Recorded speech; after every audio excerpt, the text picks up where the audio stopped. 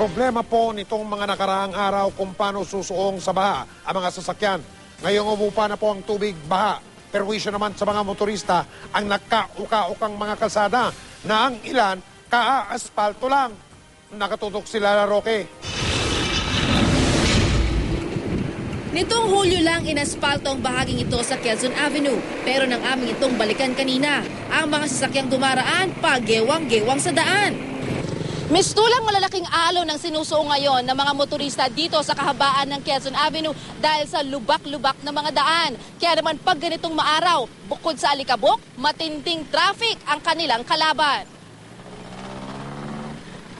Ano kuya, lagi kang dumadaan? Sobrang lubak ba ngayon dito? Sobrang, kasi nung umulan eh.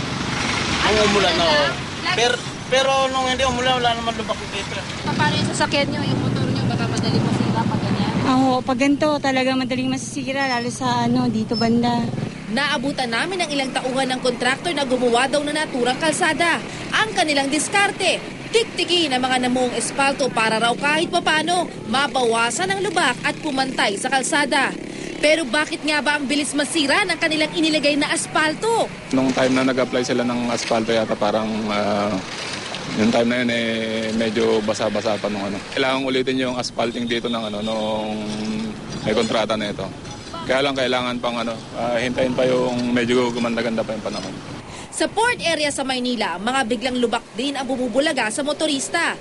Well, yung mga nasira mga lumang section ng kalye yan, Yung binabanggit mo kanina sa may Quezon Avenue, under warranty yon, ginagawa ng kontraktor yon, so uulitin yon at their own cost. And actually, nag-start tayong mag-conduct ng road repair kaninang umaga, Kung papalarin tayo, tuloy-tuloy ang pag-araw, tatapusin natin ng mga road repair natin dito sa Metro Manila in 2 weeks' time. Pero habang hindi pa nagagawa ang mga lubak sa daan, ang mga motorista magtsatsaga munang mistulang nakikipagtsatsa sa kalsada.